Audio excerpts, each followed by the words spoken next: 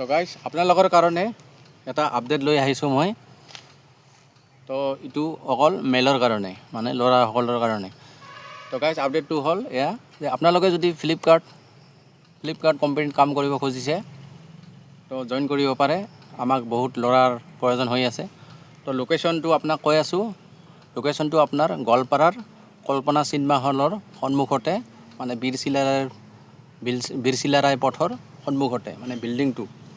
তাতে আপোনাৰ এটা স্ক্ৰীনৰ নম্বৰ দিম, তাতে গৈ এনেকৈ আপোনালোকে কণ্টেক্ট কৰিব। তো ফ্লিপকাৰ্টত জইন কৰিবলৈ হ'লে আপোনাৰ ডকুমেণ্টছ কি লাগিব সেইটো কৈ আছোঁ। তো ফ্লিপকাৰ্টত জইন কৰিবলৈ হ'লে আপোনাক ডকুমেণ্টছ লাগিব। আপোনাৰ বাইকৰ RC লাগিব, তাৰপিছত লাইচেঞ্চ লাগিব আৰু হেলমেটটো লাগিবই।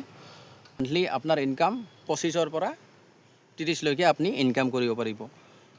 তো ইচ্ছুক কোনোবা যদি আছে ফ্লিপকাৰ্টত, বিন্দাছ আহি গ'লে হ'ল আৰু জইন কৰিলে হ'ল। তো জয় আই অসম।